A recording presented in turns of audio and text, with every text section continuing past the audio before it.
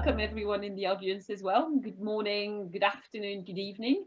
Thank you so much for tuning in today with us, whether you are joining us live or watching the replay of this first Insight series of the year.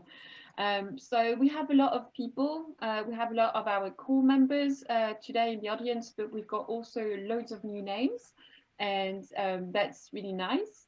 Thank you for your interest. I only wish I could see your face. But for those of you who don't know me, sorry, I am Pauline Vicard. I'm the co-founder and executive director of ARENI Global, which is a research and action institute dedicated to the future of fine wine. And it will be my huge pleasure to moderate this discussion today. The Insight series, like we are doing today, they are part of our annual research and action program, and they aim to provide a platform for international thought leaders to share ideas and address global issues collectively. So we are a non-for-profit organization, so there are several ways that you can help us if it's of interest, and if you are in a position to do so. You can please consider becoming a full-time member, either as an individual or a business. I'll put the link in the chat later. And of course, if you are not following us already, you can follow us on all the social media, Instagram, Facebook, Twitter, and LinkedIn, and subscribe to our newsletter so that we can stay in touch and send you our latest research and publication. Some rules of conversation for today. We want this session to be yours as much as possible. Thank you to everyone who submitted questions prior to the meetings. I'll try to the best of my abilities, because some of them were very technical, to ask them and to address them to the panel. Please use the chat to comment and add your thoughts to the mix, because I'm always reading, no pressure, but I'm always reading everything you write. And most of the time it's really helping for the post-panel analysis. And please clearly flag your questions for the panel in the Q&A box. Otherwise we might not see it properly. And finally, to give you some context for that conversation, what we've seen at ARENI, and I'm sure you've seen the same, is over the last 2 years, there's been a rise of conversation around sustainability, of course, but also transparency, responsibility, and all of that translated in ideas and observation on labelings, on packaging. And I know that a lot of you are already working on those questions, and for some have already implemented transparency codes, labeling, on your packaging and everything. But if change can indeed come from individual stakeholders, the impact of politics and rules and regulations on those matters are of course paramount. So to discuss all of this and to let us inside Brussels and what is cooking at the political and regulatory level, I have the great pleasure to welcome two of the most influential experts on all the matters that we are going to cover today. We've got Monica Christman with us today.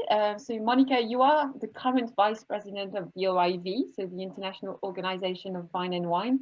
But you were, the previous president before, and you've been contributing to the research and the thinking at the OIV for the last 20 years, I want to say. Something like that. And in your spare time, you are also a professor at Geisenheim University, so leading some of the top research there as well. And we have Ignacio Sanchez Recarte. Thank you, Ignacio, for being with us today.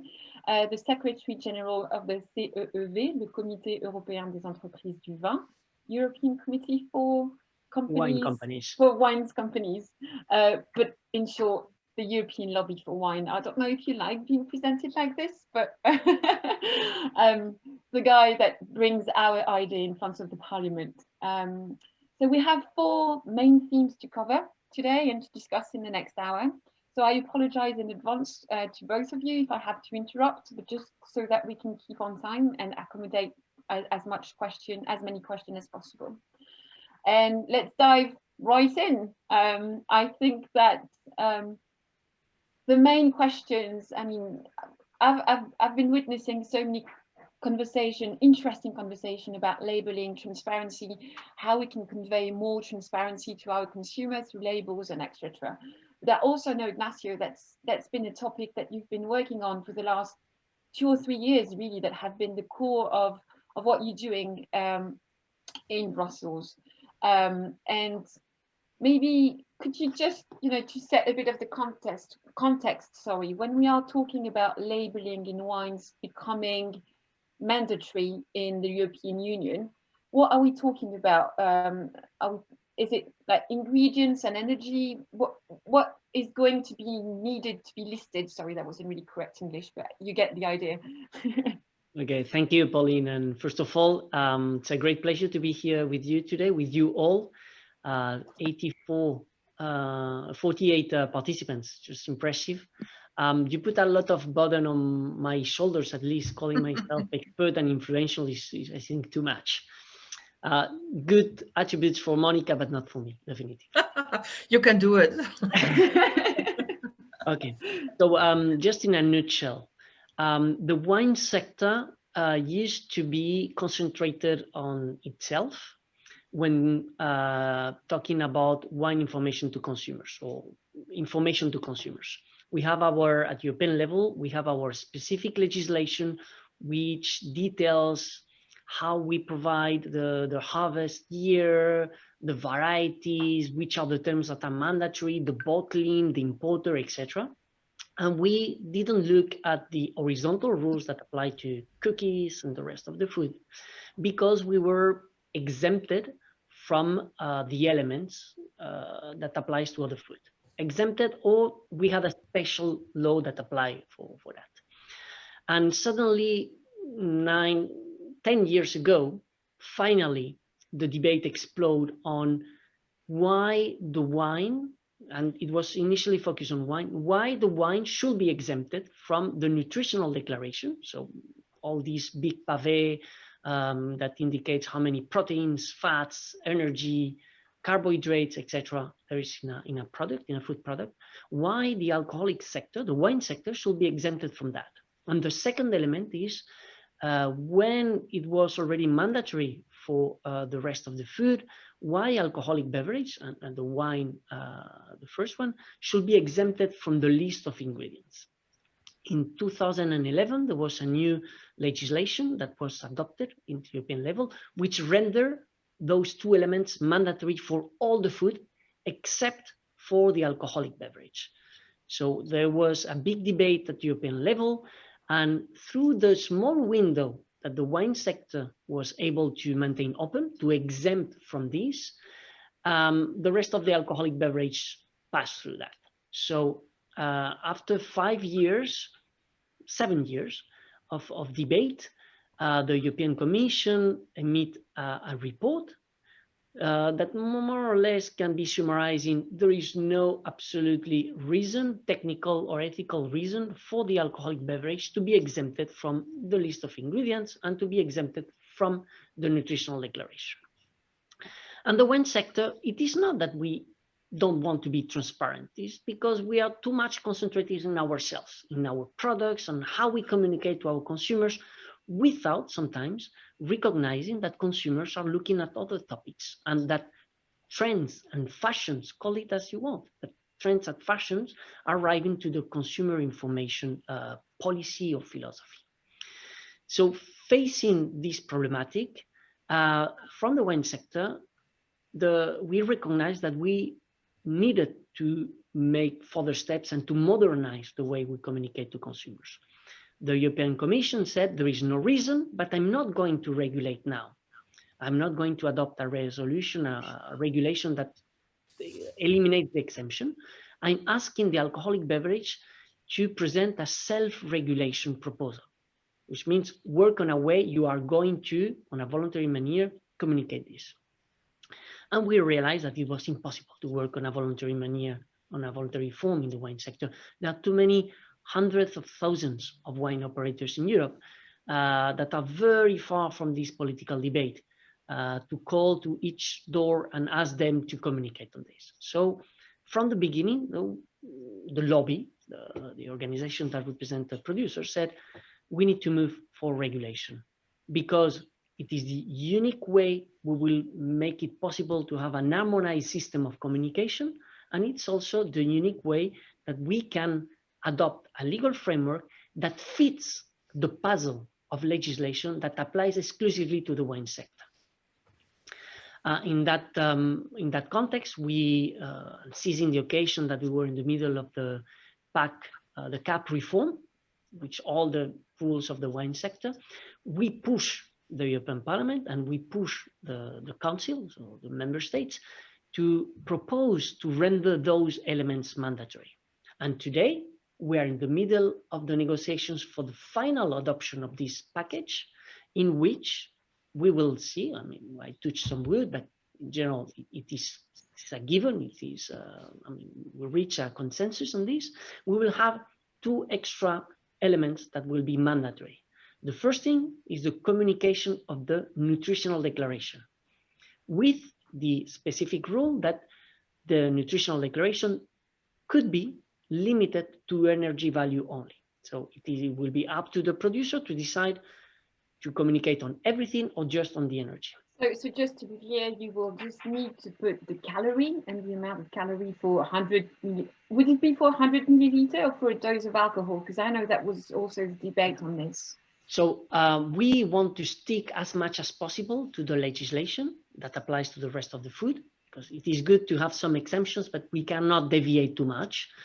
And we are going to, I mean, it will be mandatory to communicate on the basis of 100 milliliters, but obviously it will be voluntary to communicate in addition to the 100 milliliter declaration, to communicate it on the basis of unit, a portion, etc.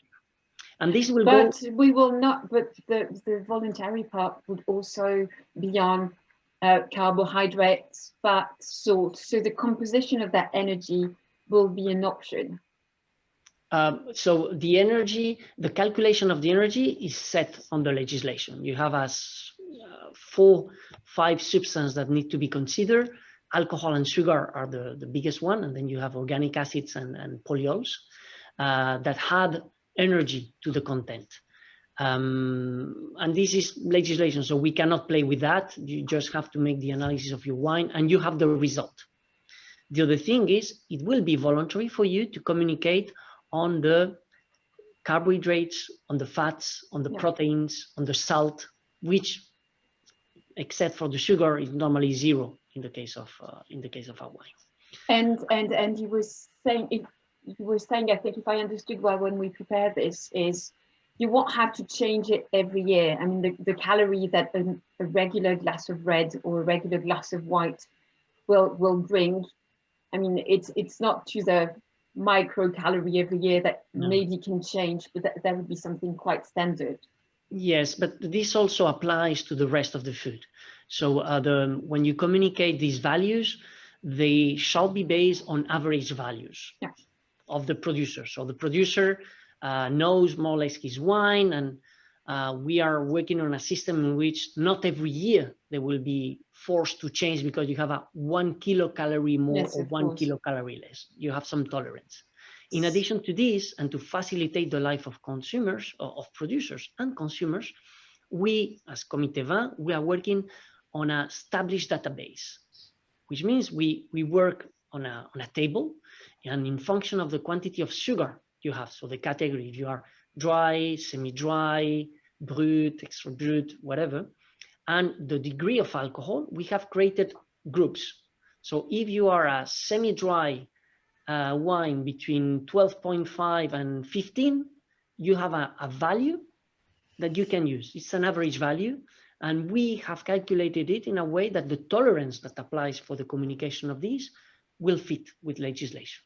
So instead of you going and going to the lab and calculate everything, So energy will need to be accessible for consumer. And the second one that still, you know, gets us in a lot of debate is ingredients, because maybe first of all we could say what's ingredients in wine, like how do you define ingredients? And actually, Monica, the following up question is, does the OIV define ingredients the same way that the definition that the European Union is going to keep?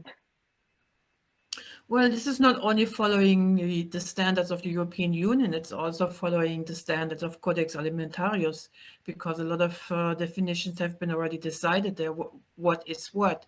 So the first paragraph in the wine law says wine is the product exclusively made from grapes, mashed grapes, and so on. And there are materials which are used for the production of quality wines. And here we are now differentiating between so-called processing aids, which are used during the winemaking process, but you cannot really find them afterwards anymore. I mean, it's always a question if it's one molecule, what you can find or not, but normally they are not in the product anymore. But there are also things which are added, which you will find later on. And this will have to go on the label then in the future. And here, for example, I'm thinking of acids, because due to climate change, we see that the pHs are going up and the acids are going down. So it's a question of sensory aspects, quality aspects, but also a question of stability there. So we need to support the wine there to make sure that it's really, that the consumer still likes it. And if we are working with some acids there, then for sure that needs to go on the label if they are added. But now there are also technologies out there which help us to use some physical treatments which allow us to produce wines without any additions, at least for some of the components there. So I was just mentioning some acids. So instead of, let's say, adding tartaric acid or malic acid or lactic acid, whatever you might use, we can also work with so-called bipolar membranes, which allow us to filter out some of the components which are binding acidity. So it's some sort of self-enrichment in the product. And that, of course, as you are only removing something and not adding anything, that does not have to go on the label. So you've touched on so many key things. First, that the ingredient definition is the same throughout the board. So it's not just, you know, the European Union or the OIV deciding that's an ingredient, that's not. No, that's something which is defined globally. And an ingredient is something that stays in the wine and can be defined through analysis at the final stage of the wine. So for example, yeasts will not be an ingredient, right? Because they aid the process of wine, but you can't really find them in the final product. No, I would make a differentiation here between the so-called processing aids and additives. All right. Because ingredients, this is everything what was added into the product, more or less. So the ingredients, for examples, would be grapes and things like that. So, I mean, of course, you don't find grapes later on because there was a fermentation going on. But for us, it's a discussion between processing aids, which are more or less just to make the wine, but you cannot really find them afterwards. And then the so-called additives, which remain in the wine for certain purposes. And this is the big differentiation right now. And the last thing that you were saying is we started that conversation on Twitter for some of you that were part of that conversation, but that one of the side effects of regulating on ingredients might be that we see a shift towards more process treatment in a way, because when you take away something, so dealcoholification, desalcoholification of wine, that's something that will not need to be on the label, but addition of water will need to be on the label. So yes. that might, you know, also impact future winemaking processes. Yeah. Ignacio, is that set in stone now? Are we 100% sure of everything that will need to be on the label? So we've said acid. So thinning agents, then are they considered processing aids, or how do they fit? So one thing it will be, I will put my hand on the fire that we will end up with mandatory communication of the list of ingredients. That's for sure. However, there is a precedent, there is a super opportunity, an innovation in the wine sector. So innovation in the wine sector, which is good to have them in the same phrase together. We will be authorized to use e-labels for the communication of the list of ingredients. So negotiations have not ended, we may face a final surprise, but knowing that the two co-legislators, European Parliament and Council, agree on the approach, I mean, it will be a huge surprise, a earthquake if this is taken out from the final compromise. So we will see the list of ingredients on the label or on e-labels. It will be up to the producer to decide how to show them to the consumers. And on your question, it is what Monica has said. The OIV started the segregation or the classification of substance between additives that must be on the list of ingredients and processing aids that are not to be included in the list of ingredients. OIV did the work, and the European Commission copy-paste, adapted, transposed the OIV recommendation into legislation. So we wanted to have the legal certainty for our producers to know if they are using one substance, if they have to list it in the list of ingredients or not. This is completely different from other industries. In the rest of the industries, the processing aids must not be on the list of ingredients, but it is up to a producer to think if the substance they are using, it is used as an additive or as a processing aids. In our case, we want legal certainty, and we have it. And so there's a question in the chat. Do the panelists think consumers are inherently less interested in the processes used to make wine than the ingredients? Surely transparency would disclose both. Well, there's no, I mean, it's because it's the same for food. There's no food packaging, I guess, where you buy a packet of cookie and you know how this cookie's been made, and you know the type of oven and the type of, you know, method to process the fats in the cookies. I think it's just food labeling which focus on ingredients. But of course, you're right, Dominic. Full disclosure could include processes, and the winemakers will have the option to do that on the e-label. I mean, you will be able to link to any kind of process that you make, and if you want to go full on, you'll be able to do so. I really think there's some sort of difference between the consumers. There are people who are interested in fine wine, who might have a certain interest in how the wine was made and, you know, the area where it was grown and so on. But I think the bigger market share is the so-called bread and butter wines. And I hear that very often, that people say, you know, and I quote, I really, really like wine, but, you know, sometimes I feel so stupid because I don't understand all, you know, what kind of glass and this and what's the quality level and the sugar level. I just want to enjoy that. And so then I think, maybe sometimes we go a little bit overboard. It's a little bit too much for some consumers, but on the other side, there are also consumers who are extremely interested in these things. And it's very complicated to really find the perfect way, which really makes all of them happy.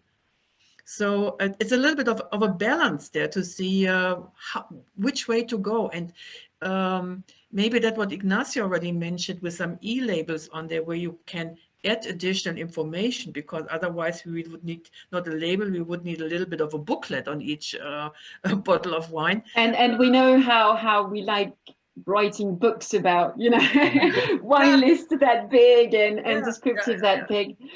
We had two questions that were actually part of mine, but just to make it clear, those regulations will apply not only to people that are making wine in Europe, but to everyone selling wine in Europe. So if you're an Australian producer selling your wines in France, you will have to apply to those rules, right?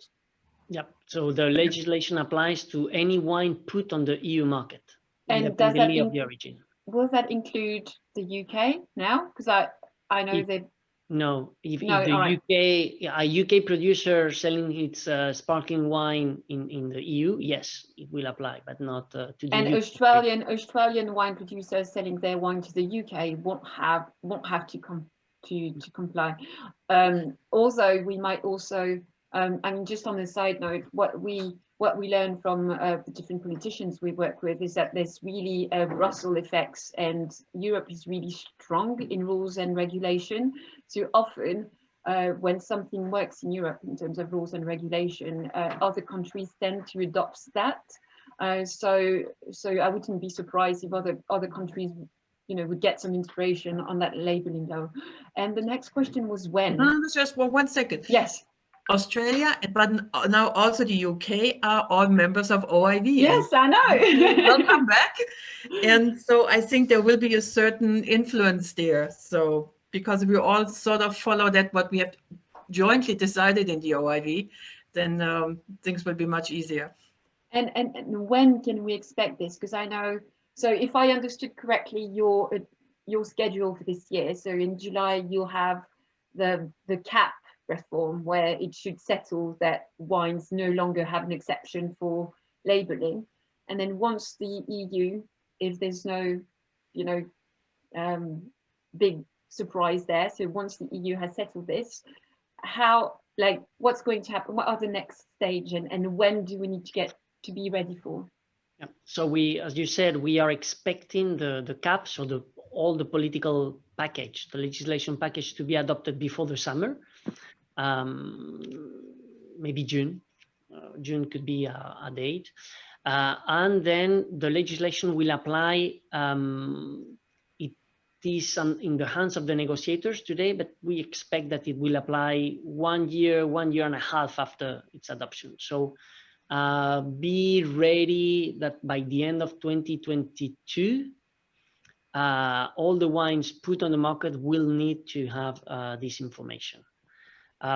There is always an exhaustion clause, exhaustion of stocks clause. So if your products are already on the market, you don't have to relabel them. But yeah, I think so for the European, for the Northern Hemisphere, that would be for the wines harvested in September 2022. But so, for example, for a producer of fine wine, if you are, let's take Nicole, for example, that sometimes release her wine 3 or 4 years later. So come September 22, not only she will have to label her new wines, but if she release wines on the market that have been kept in her cellar, she will need to label them as well. Yep. Right? All right. So it's really not when it's been produced, but when it's released on the market. Going to the market. And then maybe, Ignacio, would you mind telling us a bit, because I know you didn't left things like this. You didn't, you know, left the industry with, hi guys, you're going to need to label everything in 24 languages, because spoiler alert, you will need to adapt the language in the different countries of Europe that you are exporting to. You can't just use English or French or Spanish. What's the type of measure that you are working on to facilitate, maybe to ease that period for producers? Yeah, so we have developed guidelines for our members to explain them how to calculate the nutritional declaration and all the tips that will be necessary for them to include this information on the label. We advise them that we have been working hard to allow a linguistic free communication of the energy. So producers, if everything goes as we have been pushing for, will be able to use the energy, the E symbol for the energy, with a number. And they will have the 24 languages, official language of the European Union in one line without repeating it. This is for the energy. For the list of ingredients, and more importantly, for the e-labels, we realize that it is extremely complex for wine companies, and looking at the size of companies, to develop their own digital system. It is complex. So it is complex to understand how to do a list of ingredients, and it is complex to deal with the digital environment. So we are working on a digital platform that will be open to all producers, not just to producers that are members of my membership, so that they could create on an harmonized way, with a lot of expertise on how to prepare the list of ingredients, their own e-labels. So the platform that I hope will be launched on end of March, it will be presented. A producer registered to the platform and can complete all the attributes he wants to be included on the e-label on an harmonized way. He will have some wizard for the list of ingredients, wizard for the energy. He will be able to prepare all of it. And the platform will translate automatically the list of ingredients. So in one click, you will have a QR code that you will be able to put on your label, which will comprise with 24 languages in the European Union. And again, you can decide to display this information either printed on your label, if you want, or electronically with a QR code. That's the technology that we chose as the CEV to support. But the wineries can also decide to go a totally different way and put up their own system as long as the information is accessible to the consumer. So companies will be facing three different paths. They could put the list of ingredients on the label, up to them, with the SKUs management that is always complex. Sorry. With the SKU management, they could develop their own digital environment, fair enough, or they can use the platform that obviously will have a certain functionalities that will be hard to develop on an individual basis, like the automatic translation, the interconnection with GS1 database, etc., etc. And we are now working on a pilot with 10 to 13 companies, leading companies in Europe, to try to test the platform. So we have Segmenton Group, so Grappi Vinos, Massi in Italy, Mondo del Vino, Tétanger, Ramon Bilbao. So we have leaders and also some small companies in Belgium that are going to test the platform. Do you need other testers? Because we might have some volunteer in the audience if you need more. We already have a big group. So and just that's just to finish on that question of labeling, but that was one of my first questions when we prepared that panel together, is that, you know, how consumers are going to read it, because QR code, one can argue that might not be, you know, the right technology. You have to have a QR code reader on your phone. You have to go through the, you know, the trouble of scanning it and going to the information. Why didn't you choose to go also for people that already have a used database of wine, like Vivino, for example? We could also imagine, you know, that the labeling information, because they already have that database of wine, that's just to add them there. And I know you had a strong reasoning not to do that. Yes, so there are two main elements. Obviously, you could opt by creating the database of information and share it with the Vivinos of this world. The problem is that the legislation will impose strict segregation between the information that is put on the e-label and commercial information.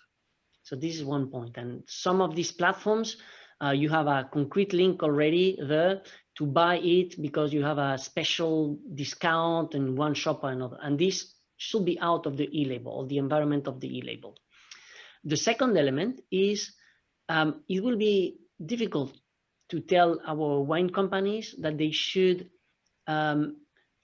allow others to present their products. Let me explain myself. They will not be, if we go that route, they will not be anymore the owners of how and in which environment the information is provided. And you have, from a legal basis, a responsibility, because you are the food business operator responsible for the information provided to the consumer and the environment in which it is provided. And in the other way, you will not control how it is produced. So put an example, you are very proud of your wine, which is very special. You do it because you like it like this. Your information is in Vivino and you see the correct list of ingredients, but then you have half a star. You cannot manage the way you present it to your consumers. So this cannot be the unique form. You need to be owner of the display that is presented to the consumer for legal responsibility, and also because you want to present your product. Thanks so much. I hope you know, the global framework makes sense for everyone. If you still have questions on labeling, please put them in the chat or in the Q&A. Moving on to the next big topic, because I know that's, you know, the heart of the discussion for so many people. is the World Health Organization will publish soon its next roadmap called Framework for Action to Strengthen Implementation of the World Health Organization European Action Plan to reduce the harmful use of alcohol. Sorry for this very big long title. But in the coming months, to advise member states on how best to proceed when it comes to alcohol and manage the excess use of alcohol, but also alcohol consumption globally. We already know that they are going to include 4 main priorities. The priority 1 will be alcohol pricing. They will surely strongly recommend minimum unit pricing for all the member states in Europe. The second one is alcohol availability. They are saying that there's still 20% of member states in Europe where alcohol is available to minor, and they would like this to change. And not only restrict alcohol availability in the vicinity of schools, which I guess everyone can kind of agree, but also at the vicinity of subway stops, train stations, and other places with very high flow of people, and sports events as well. So of course that could change quite a lot of things. Then we've got a priority around alcohol marketing, with that big question of what does constant supervision means when they refer to online marketing and online sales of alcohol. Can you really constantly supervise alcohol sales? And the last one is reducing the negative consequence of drinking and alcohol intoxication, and that's usually through labeling that they advise on this. Now the WHO, sorry for my H, doesn't have regulatory power, but member states are highly encouraged to follow these guidelines. So looking at all those recommendations, what would you both say are the most likely to be adopted by member states? Are we really going to see alcohol out of sports events and near subway station? Are we going to see the minimum pricing unit, or what do you think is going to happen with those new recommendations from the World Health Organization? Monica, if you want to start. That's a very tough question, to be honest. I mean, when you look back 20 years or 25 years ago and something similar started for tobacco, nobody would have thought that it's going into a direction where not so many people are smoking anymore, because at that time, it was quite common that nearly everybody was smoking. And here we are years later, and the total use or the consumption of tobacco has really gone down. For alcohol, it's a little bit a different story here, because we very often say alcohol in general, but we don't see the difference between the different alcoholic beverages. And as Ignacio mentioned before, when we did the calculation, for example, on the calorie content of a drink, it was very hard to determine what is a drink. So is it 100 milliliters? The wine people said, okay, we can live with that.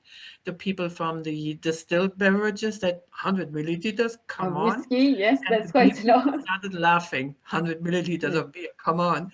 So it's rather complicated to give a good answer here. We see that there is a very strong movement from the WHO against alcohol consumption in general. And we also see that different areas of the world have very different understanding of what is alcohol and alcohol consumption. When you go to Scandinavia, for example, every little drop of alcohol seems to be dangerous, while in the southern areas of Europe, it's part of daily life. So it's really a question of how you are dealing and interacting with alcohol or with wine in general. And I think we cannot really just say wine is alcohol. Wine is more than that. And this is something what we need to understand and also accept. We have just, and that was a little bit shocking, there was some sort of request from the WHO to the member states on what they feel about this strategy. And we did send out this information to all the OIV member states as well and asked for some input. And we could see that very often within the different member states, the communication between the different ministries of Ministry for Health and also the Ministry for Agriculture, that communication does not often work very well. So that, as we say, the right hand doesn't know what the left hand is doing. So it would be quite helpful if, you know, if within these different states, the communication would be better to see how far we can go. And a good move in the last years already was the wine in moderation movement, for example, that nobody's really pushing for an excessive alcohol use or consumption, but, you know, the moderation issue, that's the important topic here, I think. Yes, and in a way, it's quite reassuring to know that even, or scary, I don't know how you want to look at it, but that, you know, even ministers do not know how to articulate the complex relationship with wine and alcohol, because in a way, wine is alcohol, and we have to, I mean, coming from France, that's something that I often found, that people dismiss the fact that wine has alcohol quite quickly, because, you know, wine is so much more. So just taking that responsibility of dealing with an alcoholic product, but as you've said, wine is not just alcohol. So how can we articulate? So how can we take our responsibility towards that without, you know, just limiting wine to alcohol? And Ignacio, we've talked about also the risk, as Monica said, of white labeling. That's something we've seen on tobacco. Can we imagine, is there a possible scenario out there then in 3 or 4 years, we'll have a bottle of wine with a white label, a sick liver, and a big text, you know, alcohol kills on a bottle of Chateau Margaux, because at that point, it wouldn't matter whether you are fine wine or not. That would just be all wine together. So maybe not in 2, 3, 5 years, maybe not the full label wide with just the health warning, but definitively, yes, we are under attack. And we are at a critical moment. We may survive with new rules on labeling, on the harvest year, new rules on processing age, new rules on planting authorizations, whatever. But the disruption that is brought by anti-alcohol forces and WHO leading that, it's just dramatic.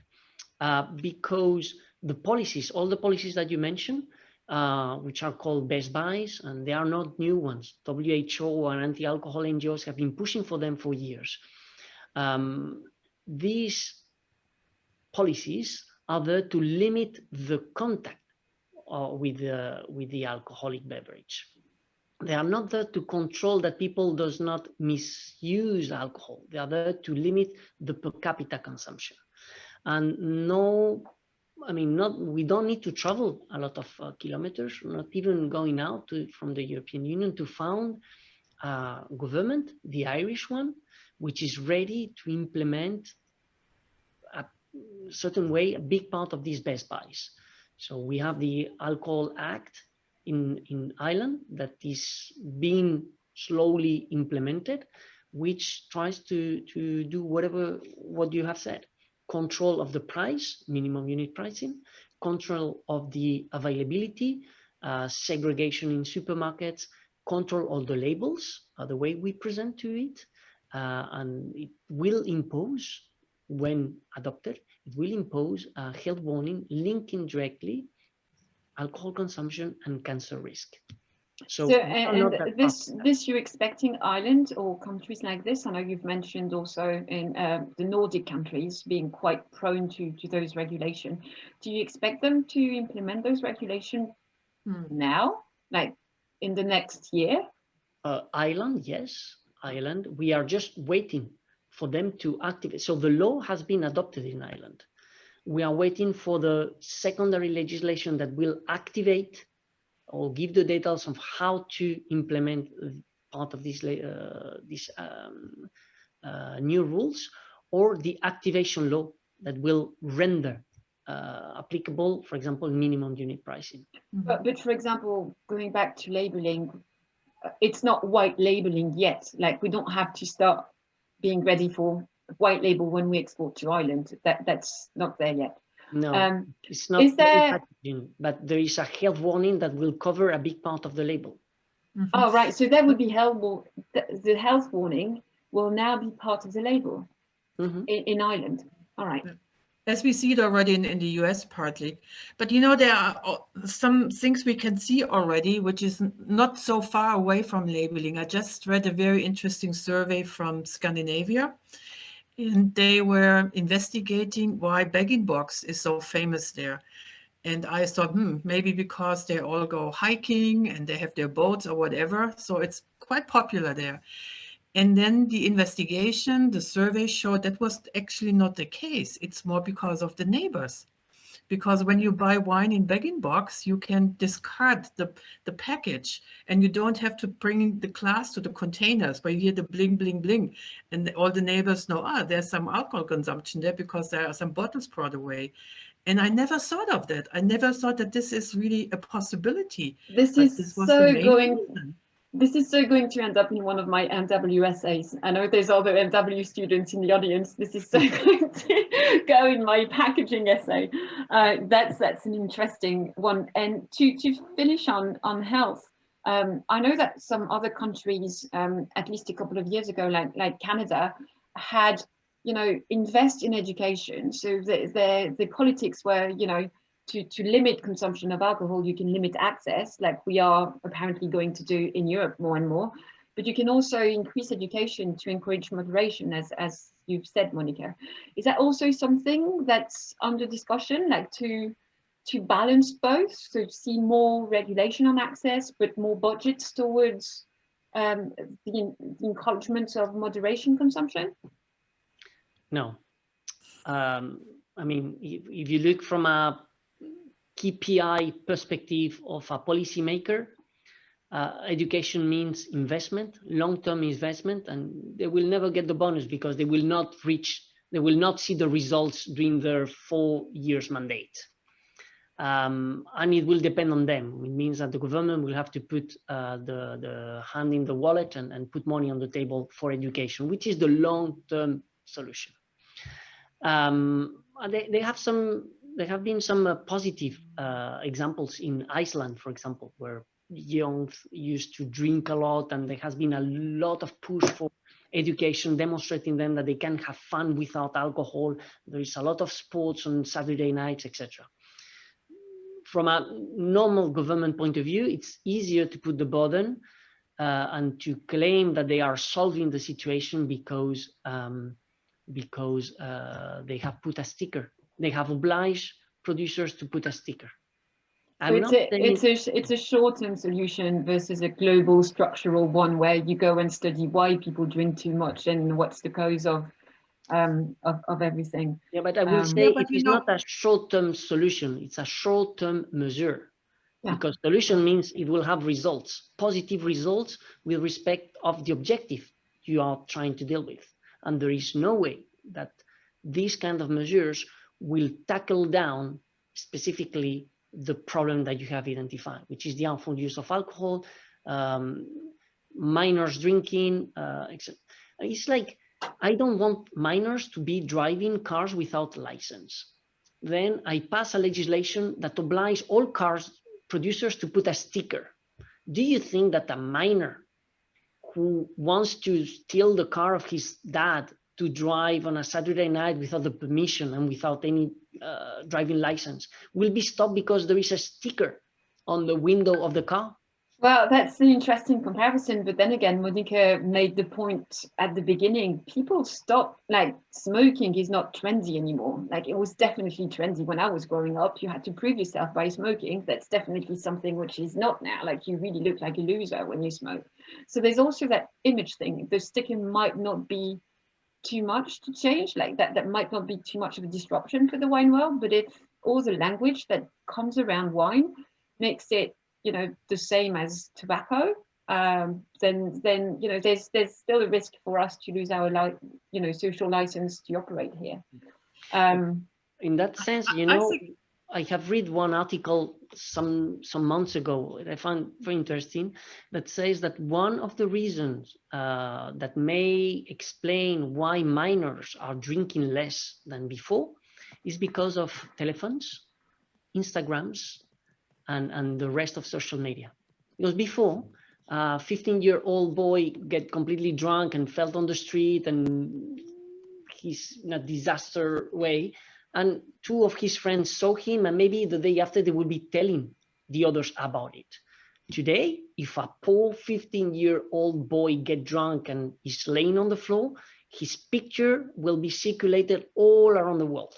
So this social pressure, which can be considered part of the education, not because of the sticker on the bottle, is changing behaviors. And I think it's important. You are right. This is not anymore trendy to smoke, but it wasn't because just of the sticker on the cigarette. There was all the movement that tried to explain youth how dangerous it is, etc., etc. So it's a global and complex. Yeah. And the danger for us is that we're already there for wine. You know, there's already a movement about purity and health and lifestyle without alcohol, which is growing. So if you add regulation to this, that any idea of what we can do? Again, let me be clear, not because we want to continue people to abuse alcohol and to drink more. That is not the idea. But any idea of how we could rebalance the conversation and the narrative about this? Yeah, but a lot of things are already happening. So, I mean, so far we've only talked about the negative aspects there, you know, the dangerous things, but we already see there is a tremendous change on the production side. I mean, think about the times when we started talking about the alcoholized wines, for example, or light wines, you know, with lower alcohol levels. I did my PhD thesis on alcohol-free wines, and I was nearly shot for that because, you know, this shouldn't be called wine, forget it. And now, you know, I thought this is something what you do when you're young and you don't have any feeling for history and all of that. But now here we are, years later, and it's a big thing. And even when I started going to the OIV and hearing about the alcoholized wines and lifestyle wines, and Ignacio, you know the discussions from the times there. I mean, it was impossible to talk about that, particularly with the older generation from the southern parts. And now, that are the markets where they say, oh, this is trendy. When the market needs wines with lower alcohol levels, then we have to produce that. And if, you know, there are categories out there which don't exist, you know, somewhere around 5-6% alcohol, but there's a very strong demand for these products. So we are already reacting. It's not just saying, oh, we drink less, maybe we drink differently. So we are trying to produce wines at lower alcohol levels, but which are still at a very high quality. And I think this is a little bit in the focus of that, what we are doing right now in enology. And so I think that let's say the climate change for some years was quite helpful to increase the quality, because quality was always related to high alcohol levels. And now we are going backwards. We are going into the opposite direction. For many years, we've been selecting yeast with very high alcohol outcome. Now we are trying to find yeast which produce lower levels of alcohol. So it's pretty much the opposite of that. But when I was a student, what we were taught, we are doing the opposite now. So we are trying to make products again, which might be a little bit more in the direction of wines which were produced in the 60s. And for example, wines from the Mosel. Germany, yeah. Mosel region. I mean, you could open a bottle of wine from the Mosel around the world, and everybody said, wow, this is Mosel, because it was so typical. And they made wonderful wines at low alcohol levels, which were just 10.5% alcohol. That wasn't possible the last 10 years anymore, but we are now going back to that. And that's also already an answer, which I think is quite interesting to follow. And thank you for that tie-in, because I mean, we've got 10 minutes maybe until the end, but I wanted to touch base on sustainability with both of you, because that's also, of course, a big conversation everywhere.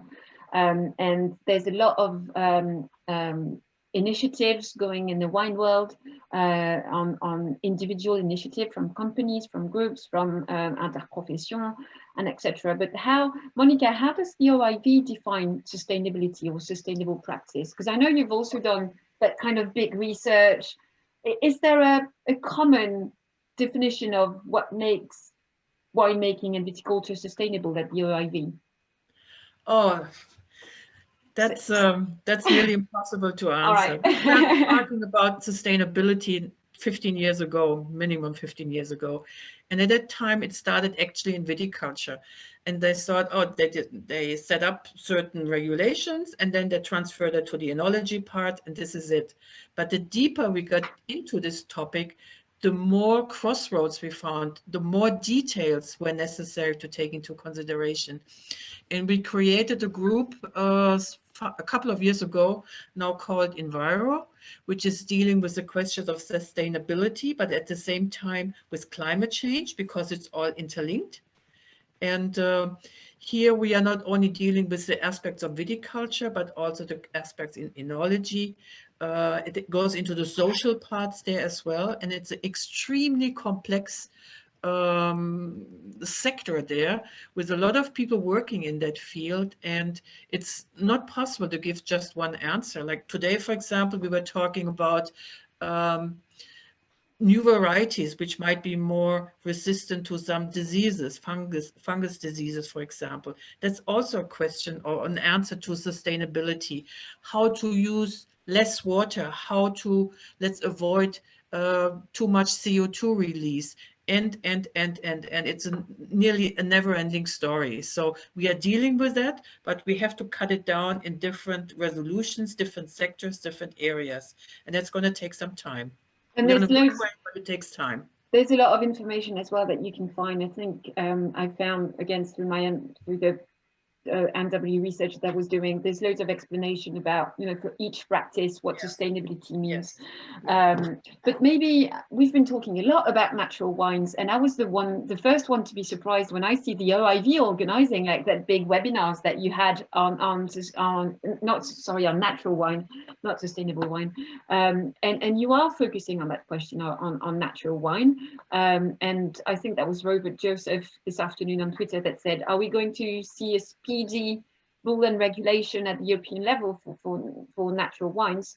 But I think could you explain how the process of research that you are, or of study, or I don't know how you call this, for natural wine, how you do before taking any decisions, what's happening behind the scenes?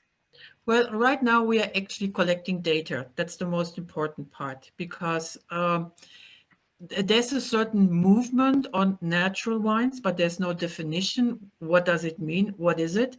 But it sort of creates the image to be better because it's natural. You're not doing certain things. And what you are not doing is not really defined. It might be you're not using any SO2, you're doing this, or you're doing that, but there's no clear definition for this. This is the one thing. The other thing is that natural indicates that there are also a lot of non-natural wines in the market. So all the conventional wines are non-natural. Is that true? No, definitely not.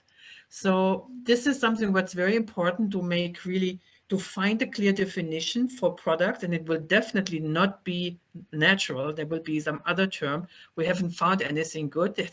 Some people suggested something like wine with no intervention or little intervention, but then again, you have to define what is little or no. So is the fermentation already an intervention, yes or no? So it's really complicated.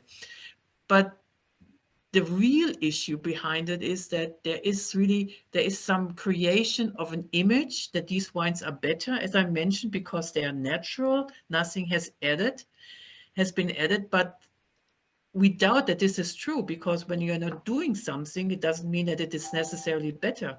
So for example, and just as one idea, if you're not using any SO2, you have no idea about all the microbiological activities in there. You have no idea about what about histamine, what about any of the other biogenic amines in there.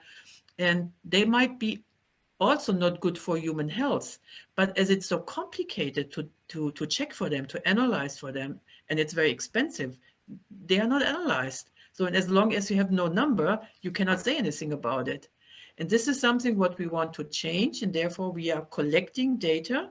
We have asked the member states to give us an answer on, are there any of these products in the market? How are they defined? And then we are also trying to get some more analysis, really in-depth analysis on these products to see how healthy are they really.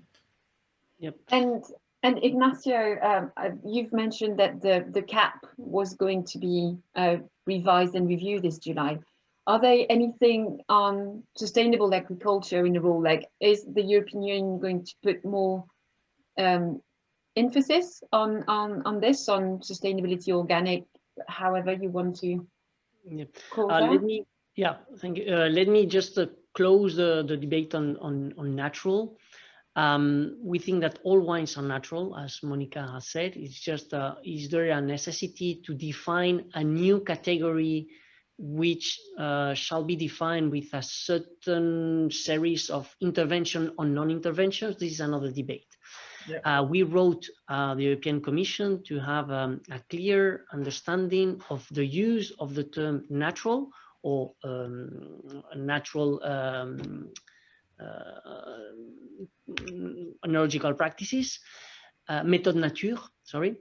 And we had the response from the European Commission that this could be misleading for consumers. So we have asked all of the governments in the European Union area to acknowledge the response from the European Commission and start to control the market to avoid this misleading communication to consumers. So does that question the new French appellation, méthode nature, that just went out last June? Does that question that?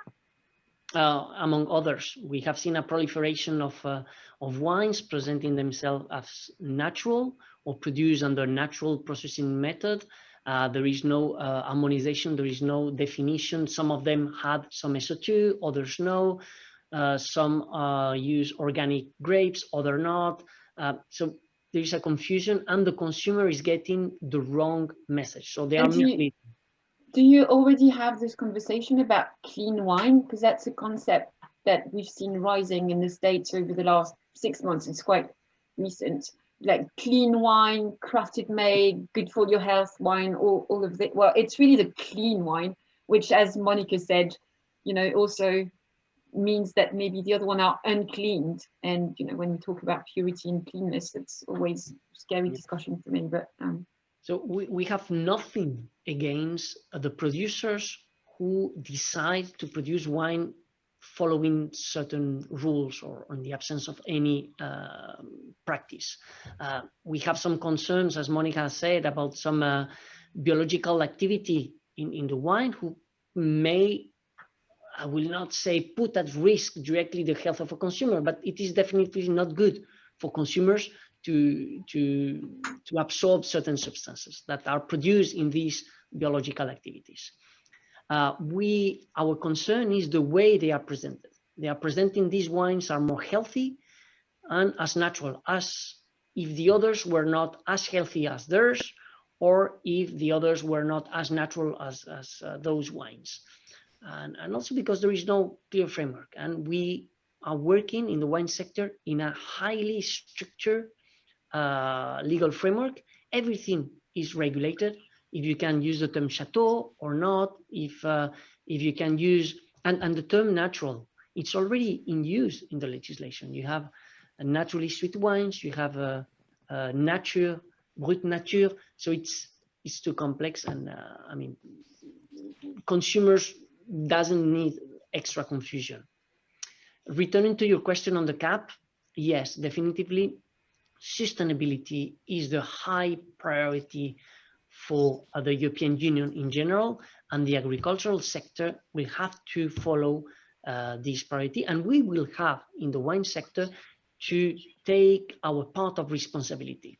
So expect a reduction of pesticides, a reduction of fertilizers, expect a bigger control on the environmental practices or the production practices that you are implementing in your vineyard or in your factory, on your cellar, because they will be under the loop.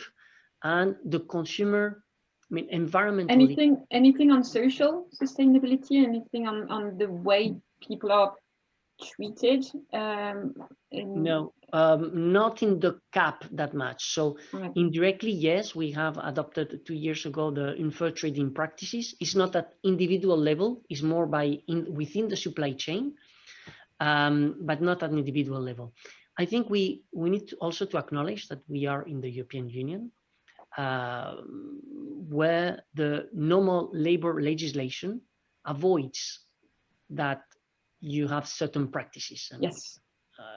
Underage labor or I mean, those kind of things are out of the law. So we don't need to confuse, as it is happening with Systembolaget platform, sustainability platform in Sweden, between the implementation of the existing law and the inexistence of legislation about infants working. And thank you for this. I've got 3 quick following up questions on maybe details, but they're quite important for winemakers. Will allergens need to be mentioned on labels?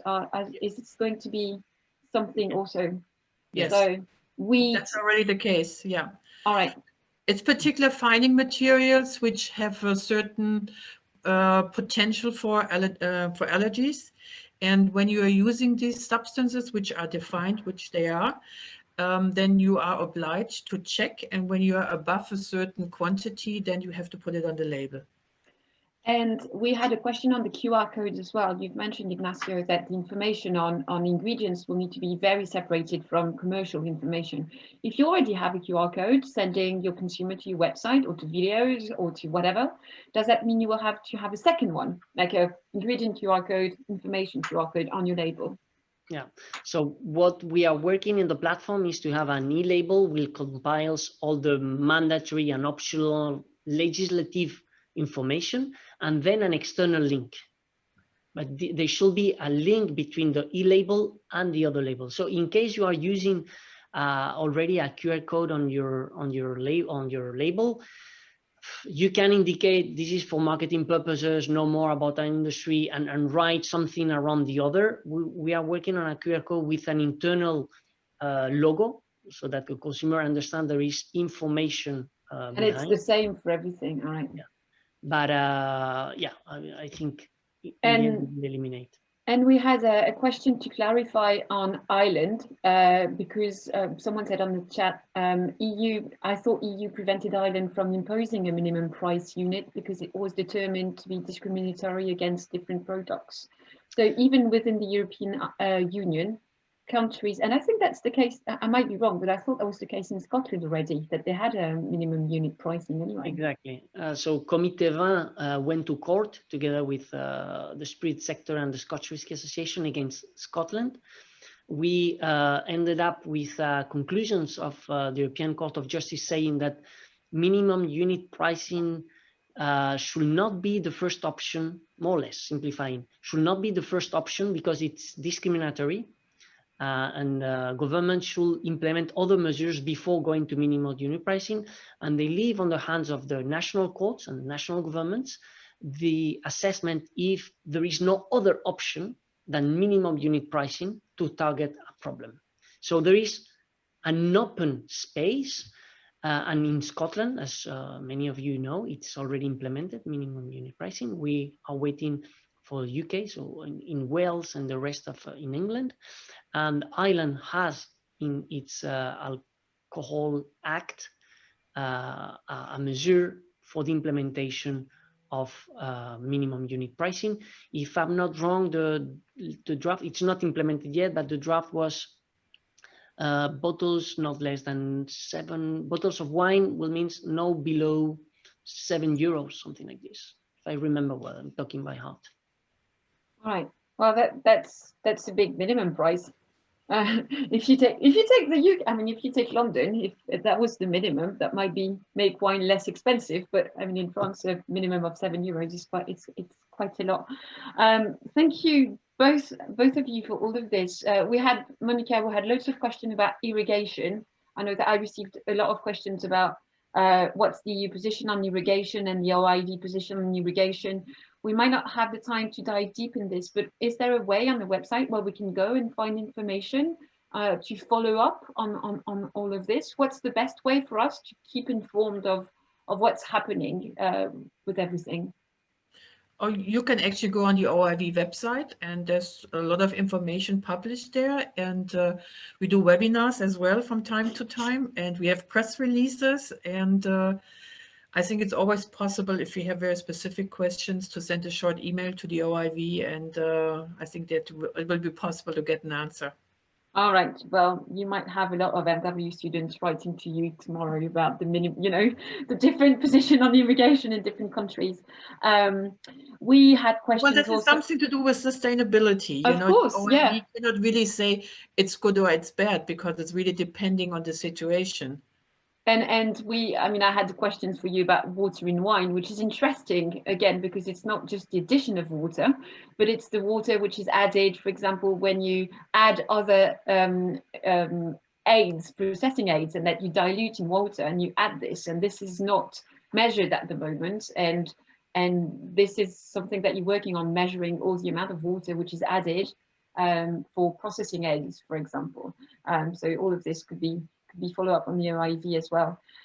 We had questions about, American tariffs and Brexit and all of this, but I think that's a vast topic, so that might be a conversation for another moment. I'm just going to put you the link if you want to subscribe to our newsletter, and because we'll have a post-panel analysis. The next one of this Insight series is going to be on the 2nd of March with quite a timely theme as well. That's going to be called Reinventing Restaurants and Rethinking Wine Lists. So unfortunately, we might not be out of lockdown, at least here in the UK, on the 2nd of March. And the idea is not to take our crystal ball and see how many restaurants are going to reopen, but really study what are the trends behind this that are going to impact. So when restaurants are going to reopen, what other trends are going to influence this, and how are wine lists likely to evolve? So if you are interested by this discussion, join us on the 2nd of March. Subscribe to the newsletter so you can receive your invitation. Thank you so much. I hope we answered all your questions, and we could keep on talking for hours to you both, but I know it's been a long day for you already, and thank you so much for jumping out of meetings to be with us. We've learned a lot on labeling, be ready for 2022, really. Sustainability, there's a lot coming as well, and health. Let's try and find a way to rebalance the narrative between, dangerous consumption of alcohol, but also defend a product which is beautiful and brings a lot more than just alcohol. Thanks so much. Thanks so much also, Nicole, for being with us. Thanks everyone for staying until the end and even a bit over time. If you've got follow-up questions that we didn't have the time to address, please send them and I'll forward them through to our panelists. Thanks a lot. Have a lovely evening, everyone. Thank you very much. Thank you. It was a pleasure being here. Thank you.